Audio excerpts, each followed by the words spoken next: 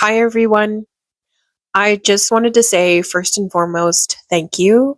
Thank you for all your comments, all your support, all your goodwill and blessings, because it wasn't easy. It wasn't easy coming out and telling my story, but I knew that it was something that I really wanted to do. I actually had the video made for a few months. It's been it's been a few months since I made that video, and I had it all ready. I had it edited. I had it all the tags created, and I just didn't post it. So it really took a lot of bravery for me to post that video. And I want to thank you for making me feel so welcome in this YouTube space. Um, I I feel really humbled that it was able to resonate with so many people. So thank you for everything. Before I get into the video, I'm understanding that I need to set a boundary. A lot of you JWs, and I know you're all Jehovah's Witnesses, creating some really nasty comments in my comment section. Just know that if you come onto my page with vitriol, calling myself or any of my viewers a liar, just know that you will be blocked. I'm not going to even dignify you with an argument. I just need you guys to understand that first and foremost. And I also want to make it clear, not only to you, but also to my audience, that the governing body are a group of men who protect other men, the very men they know who are PDF files. And by the way, my abuser did have another victim, and allow them to thrive in their congregation. And not only that, they pride themselves on allowing convicts into their meetings and kingdom halls. Convicts who manipulate the women around them into thinking that they are safe people, and they are not safe people because they are not being protected by elders or the governing body. So anybody working their crusty hands in my comment section to gaslight me or gaslight my audience, know that you will be blocked. Okay? And honestly, don't come into my comments to preach to me. I solely created this series as a means to tell my story, and that's really all I wanted to do. I don't need any guidance. I don't need any extra scriptures or help. Please do not put it in my comment section. Honestly, you're barking up the wrong tree, and the ship has sailed. All right, back to the video. I want to get straight to this. And I think, looking back at my video, I think I maybe left a few things out. For when I was a teenager, I was in a very divided household. It was very confusing for me because I had on one side a family that had kind of adopted us at the time.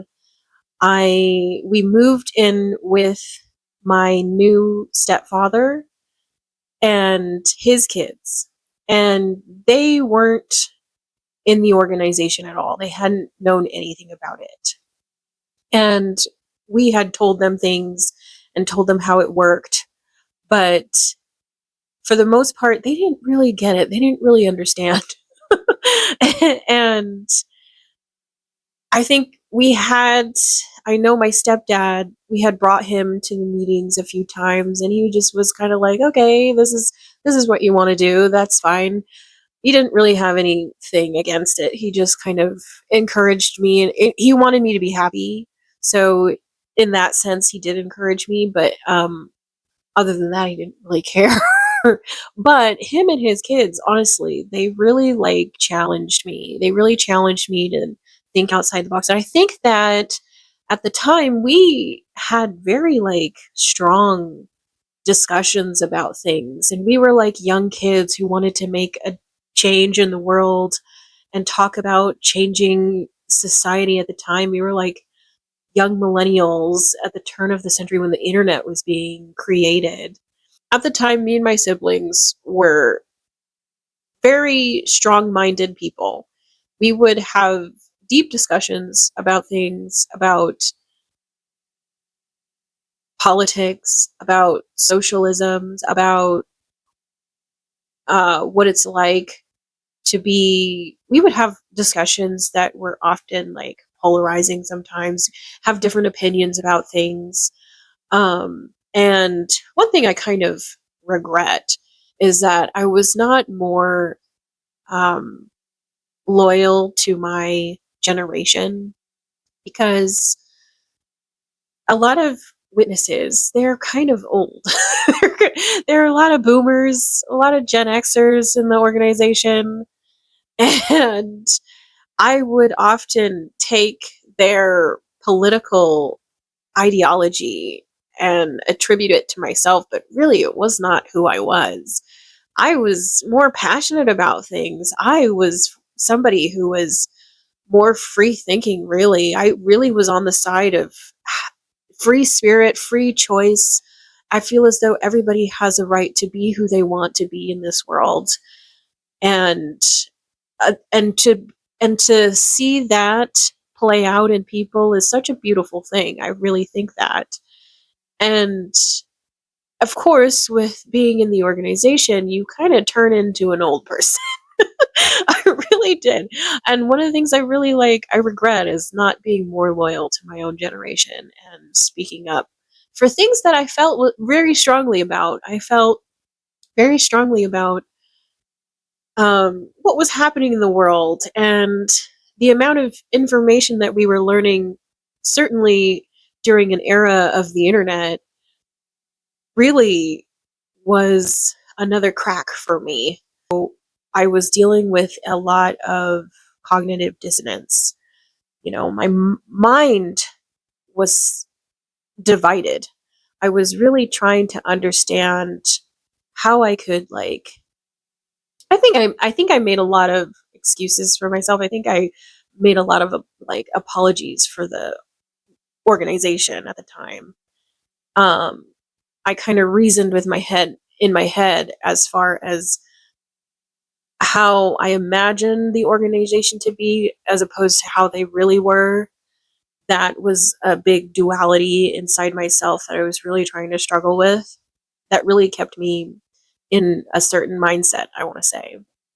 Being a young adult, I did want to get involved. I wanted to get involved with, discussions and being part of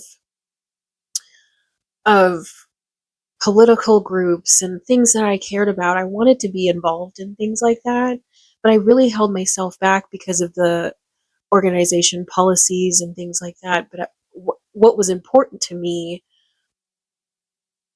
wasn't important to the organization. So I really put myself on the back burner. I really didn't um, give myself what I really needed at the time, which is I needed a voice. I really needed to talk about things. I needed to um, share what I felt about things. And for some reason, I would put myself down because I thought that was what was needed from me. In talks, they would um, talk about the organization in a certain light.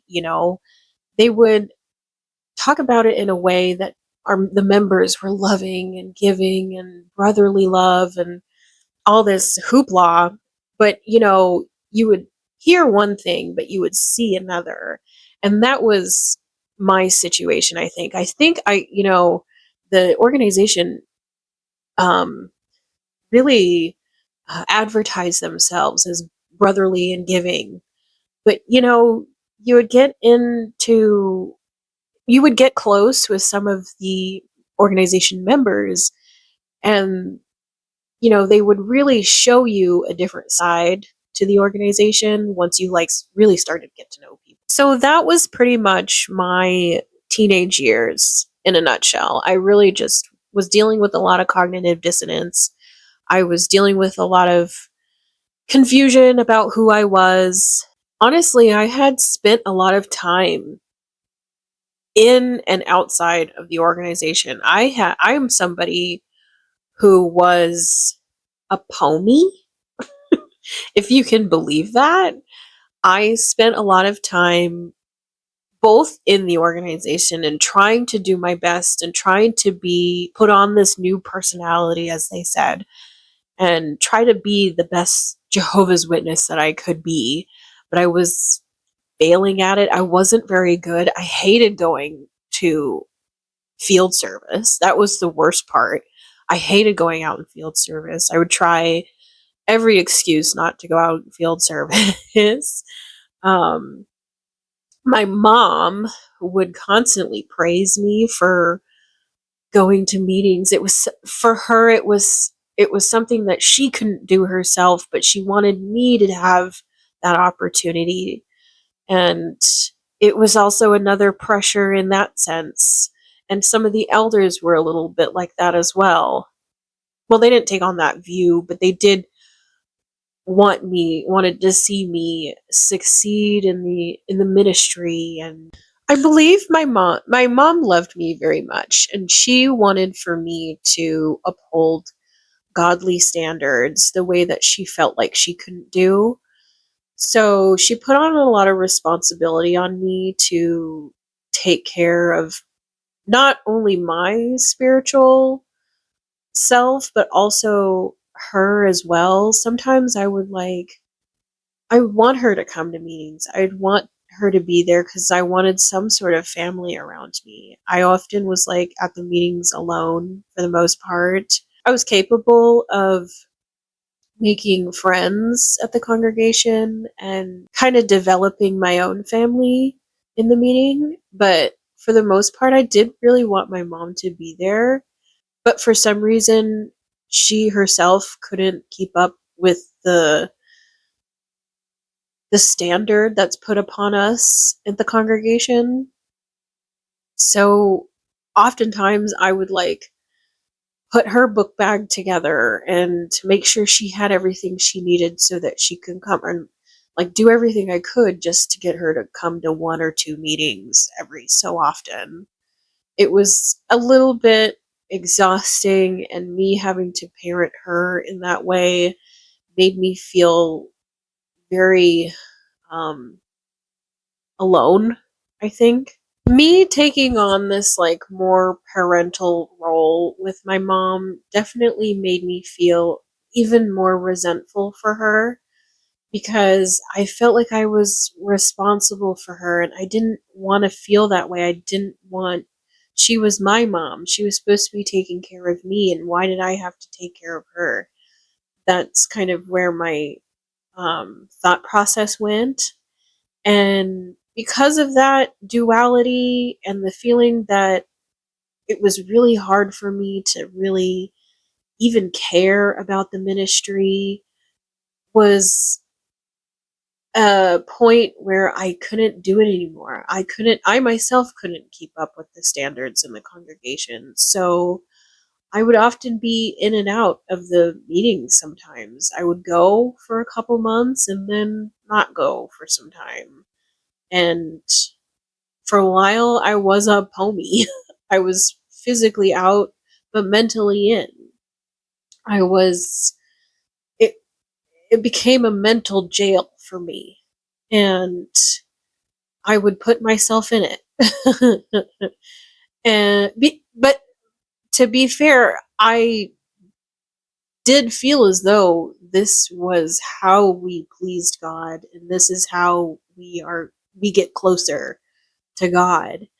And so it had a mental trap over me. It really did. And that's how I spent a lot of my teenage years. I should have been more involved in things that I felt were important to me at the time, but more involved in my own um, foundation as well. It kept me from all that. I do look back at my teenage years and my young adult years as me being very confused. I was very confused, very lost as what to do, and a lot of conflicting voices around me. Um, and that's what the organization does. they tell you that your time is more important in the ministry. Your your voice is more important for you to be spewing our propaganda. And that's what it was like for me. I really wanted to please God, number one, please the organization, and please my mom.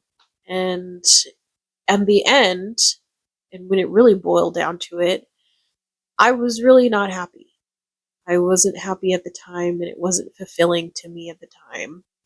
Fast forwarding, uh, to the point where I actually was starting to develop more of a foundation for myself. I had left. I moved away maybe about like an hour or two north of Seattle, and I had my own apartment at the time. It was my first apartment that I was able to get in a town that was really trendy, very more on the liberal side. Even Seattle is, but um, I had a lot more freedom. I had a lot of more control over what I did with my time. I did end up connecting with the congregation in this new town, and what had happened there, I honestly feel as though I would have left the organization a long time ago if it wasn't me moving into this new town, because I was able to like make a lot of friends at this new congregation. I actually really enjoyed my time at the congregation. I actually do kind of miss it sometimes because a lot of my friends were there. This was an area that it wasn't so conservative. I know there's congregations and um, districts, or what do they call it, territories that are more conservative, and people are looking out for each other a little bit more. It wasn't like that at this congregation. I There was a lot more younger people there. We would often we'd go out and do things. We'd go out to bars and have beer, or like see local music, go to festivals and stuff in the area. There was a lot of things to do in this new town, and the congregation was very trendy, very like fun. Everybody got along well enough. Nobody was like narcs or anything, unless you're around a few people who but it wasn't really an issue. So we had got involved in this new congregation, or I got involved in this new congregation, and honestly, I wouldn't have stayed for as long as I did if I didn't go to this congregation, because I was feeling at home at the time. Um but even then it was still hard for me to acclimate to the doctrine, and going out in the ministry was still a problem for me. And I think at this point, it was a point where I really started to like shame myself. Like, what's wrong with me that I can't like fully invest myself into Jehovah's organization? Why can't I fully place myself and be a witness? And so I was just like, at that point, I was like, okay, I'm going to get baptized. I'm going to do it. And I'm going to finally it's going to make sense to me. It's going to be right for me. It's going to feel good. I'm going to have a good. My baptism was just like, well, honestly, when I got baptized, I immediately regretted it. I'm not going to lie. Because when when we had done all the questions, and this was in the new town, by the way, this was where I was like having friends and making friends and feeling like I can do this. I can be a witness for real. And so, it's not, finally prove to other people. What did I need to prove? I didn't need to prove anything to anybody. but finally prove to people that I can do this. I can be a upstanding Christian and people can take me seriously. It was silly. I went through all the questions. I spoke with the elders. They were like, "Okay, we're gonna get you baptized. We're gonna get you baptized at this date, at this hall." Um, I honestly, walking in there, I had my bag. I had carpooled with another family. By the way, I had to like call up this family because the elder who was actually supposed to be there to baptize me wasn't there. He was supposed to pick me up. He was supposed to take me to the hall with him, but he like had forgotten about me, or I don't know what happened. I don't remember exactly, but I ended up getting left behind, and I actually had to call a sister and be like, "Hey, brother so and so forgot about me." And so she quickly picked me up that morning. I think I was like one of 7 people being baptized at the time, which I couldn't help but notice because usually there's quite a lot of people getting baptized at the hall, and to be like one of few people was kind of concerning for me. I felt like this is odd. This isn't quite right. Anyway, we go to the back and everybody got changed like super quick into their bathing suit. And I was the last one coming out of the hall, out of the area where we were getting changed. And I had to like rush out there because everybody was already coming back. And so I felt like it was a last minute baptism. I just felt like I was not a priority. Not a priority for the brothers who were giving the talks, not a priority for my own elders, not a priority to anybody. Nobody was really there to see my baptism. And I just like kind of felt that was a big nothing burger. That was just like, what was that? I feel kind of icky for doing it, honestly. I did. But I regretted my baptism, and I didn't like that feeling. I was like, I feel I should be like proud of myself that I got baptized, proud that, but there was like no fulfillment in me at all. That was another big crack in how I really felt about being a witness. I also was noticing at the time all the unnecessary drama that was happening in the organization, and I'm not necessarily blaming the organization for drama, but I feel as though a lot of the doctrines and a lot of the policies help foster really toxic relationships.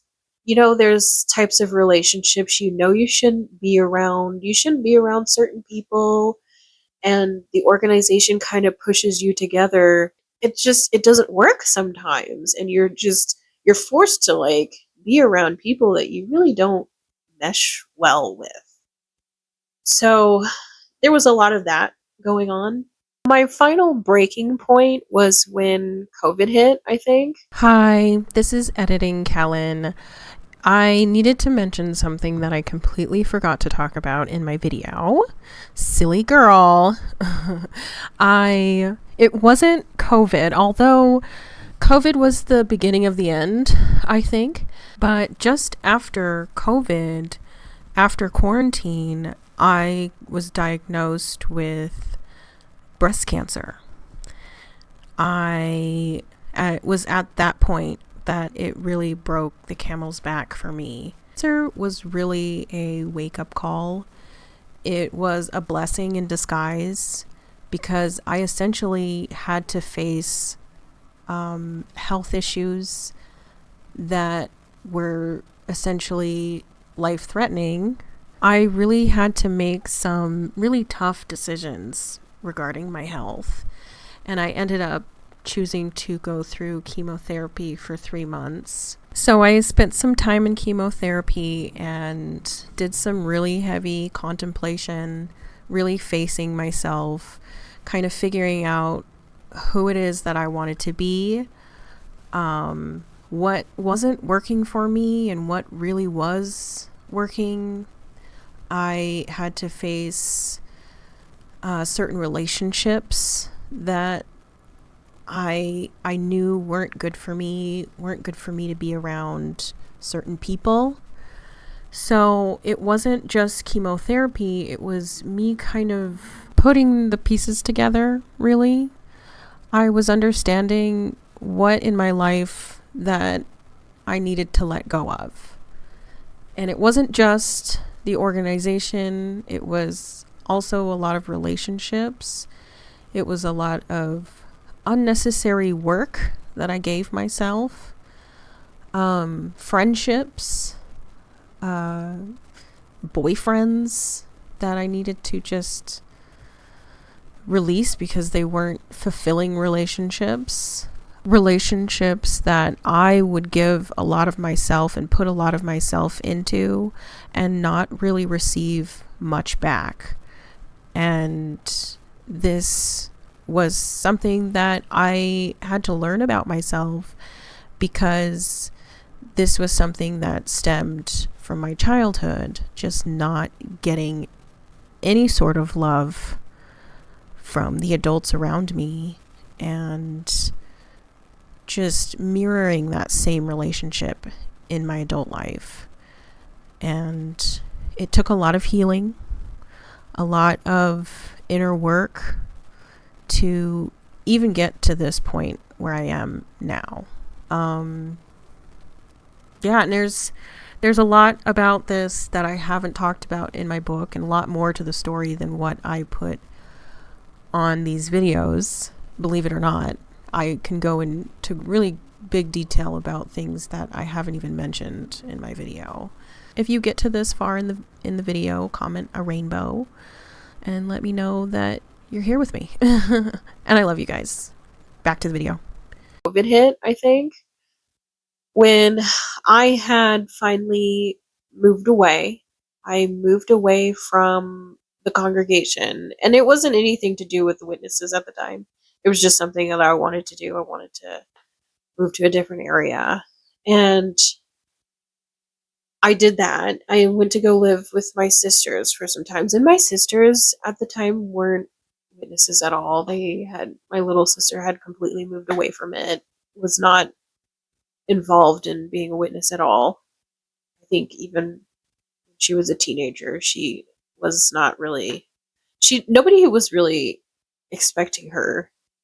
And I don't see why she would want to go to the Kingdom Hall. She just didn't want to do it. And it was fine. And I moved away and lived with my sisters for some time. And I stopped feeling like I needed to go to the meeting. Maybe at this time I was still a homie, still trying to, like, I think in the back of my mind, I always felt like I'm always going to be a witness. That's always going to be who I am. And I also felt like there was some sense of me that was still beholden to the organization. And so I was still in that mindset at the time. But being away from the organization in that way, and also the fact that we literally couldn't go because of the virus and everything shutting down at the time, I had some mental space to really think about who it is I was, how I want to be in this world. I really had some time to stop and slow down because at this point I was constantly going, going, going. Because the more you go, you don't have to think and stop and think about things. But I think maybe that was true for a lot of people waking up to certain situations in their life, and I wasn't exempt to that. So that was a big moment for me where I was able to quiet my mind and think about what I really wanted. And I slowly, and I think slowly got to the point where I was like, you know what? I don't think I really want to go back to the meetings anymore. And I think that's okay. And once I told myself that, once I gave myself permission, like the floodgates of information, I was like, okay, now that I don't have to go to meetings anymore, now that I don't really need to be somebody who I think everybody wants me to be or wants me to present as, once I get that off my shoulders, I'm able to really look into some of the organization um, scandals that they tell their members, don't look at this stuff, nothing to see here. I got involved in all that. I really that's when I started really uncovering all the dirt. And let me tell you, at that point, I was like, you know what? Yeah, I'm going to start talking about my situation. I'm going to start telling my story. I want to start talking about it. And that's what I did. That's why I'm here today talking about some of the some of the issues that I went through when it comes to being a witness. I also think it's important to mention that I had a friend at this new congregation who we were good friends. Uh, we had a lot in common. We played video games together. We'd watch movies, listen to a lot of the same music, I think, and would go out to bars quite often, have drinks together. I had a real great time with her. Um, this was the first time that I experienced somebody who was close to me getting disfellowshipped. And she ended up getting disfellowshipped um, for some reasons that I really couldn't get behind. As you know, most of the disfellowshipping involves some sort of fallacious acts, and she had a boyfriend at the time. He wasn't a publisher, but he was studying with the witnesses and hadn't yet got baptized yet. But she was baptized, and they ended up having a relationship together and, got a little frisky together, which was like, for me, I grew up with sisters who had tons of boyfriends, and they'd always be bringing somebody around, not to mention my own mother, who had lots of boyfriends herself. And it was something that I didn't really think about it. I didn't think about her getting busy with her boyfriend. They were dating. So, but their relationship was a little hidden. They they ended up, getting busy together, and it ended up that she got disfellowshipped for it. Um, Nothing happened to him because he was wasn't baptized. So they really couldn't reprimand him in any way, but the double standard was still there. The fact that she was ended up getting disfellowshipped, and not only that, her own mom died at the same time. So the congregation was just very cold to her, and I couldn't help but notice how isolating that was and how unfair it was, because she was my friend and I just wanted to be there. I wanted to be there for her. I wanted to stand behind her, especially after her mom had just died. And I couldn't bring myself to not talk to her. And it was the first time that I really was faced with this situation, and I really was approached and like um had to deal with it in within my own self. Like it wasn't anything that involved me in any way, but the fact that I had to like deal with this within myself and be like, you know, is this what you really stand for, Kellen? You stand for isolating your own friend who needs a friend right now, and yet her own congregation and some of her own family are taking the side of isolating her. And I couldn't do it. I couldn't bring myself to not be friends with her and not be there for her. So I often would like go outside of the policy and just like hang out with her and be with her because she was dealing with a lot. And on top of that, she was also having a nephew being born at the time too, and she wanted to be in his life. So a lot was going on with her, and I really I really didn't really want to separate myself. I really had a hard time. I couldn't do that. So I ended up going behind the elders' uh, judgment, and I myself ended up being looked upon in a certain way. And I think it was in these congregations that I really started to feel the quiet shunning because I myself was being ostracized for talking to my friend, heaven forbid. But I ended up being quietly shunned, silently shunned. I don't remember the term where you not aren't necessarily um disfellowshipped, but a lot of the times people will talk about you and make assumptions about who you are. And for me, for an issue that really I didn't judge her for at all.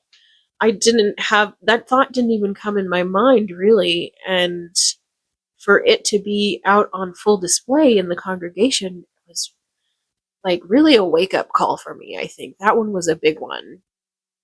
So that really had an effect on my decision to step away from congregation and the governing body. And I think un- once I moved away from this town, and I moved away just before COVID had happened, before the shutdown, and I spent some time with my sisters.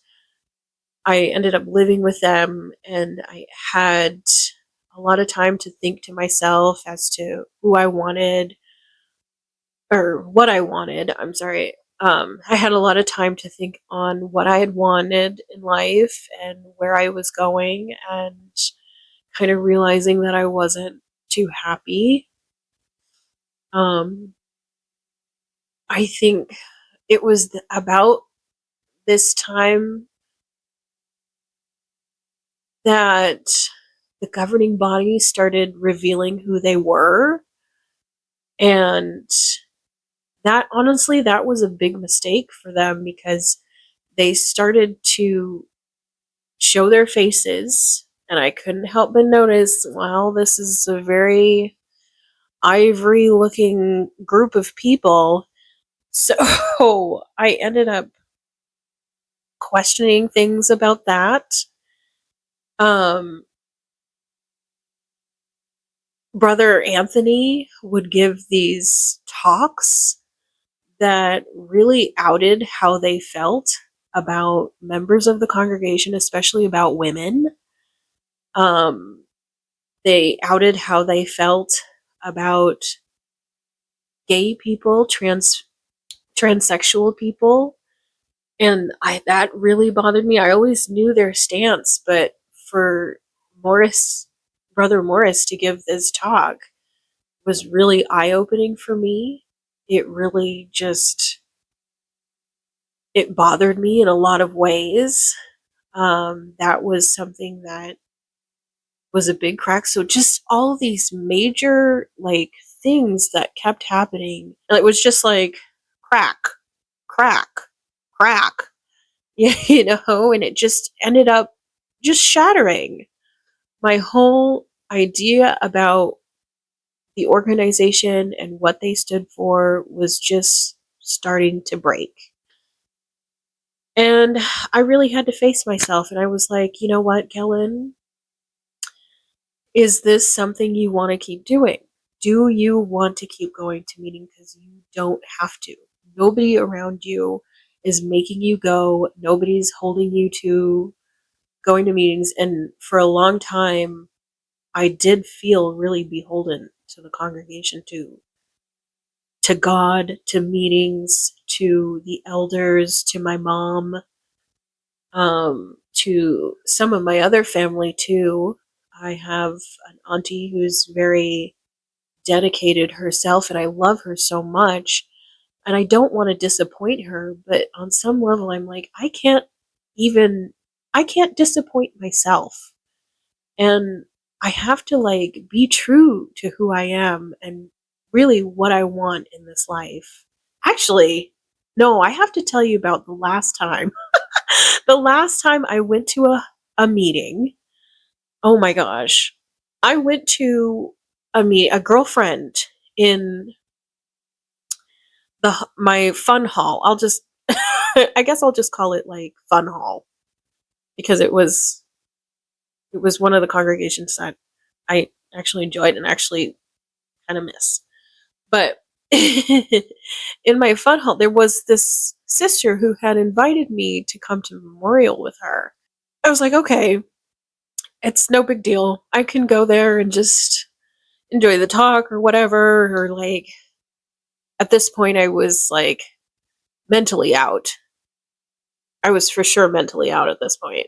But I was like, it's not a big deal. It's not a big deal. I want to be with my friend. I want to be with my friend. I want to like maybe we can go out and do something after or something kind of a thing. It was a talk about like about closing your heart off to to what you want, and in so many words it was just a talk about like closing off yourself to what you really want in life and just putting God first, putting the organization first. In so many words, I'll have to like pull that talk up because I know that they give the same talk in every congregation just by different brothers.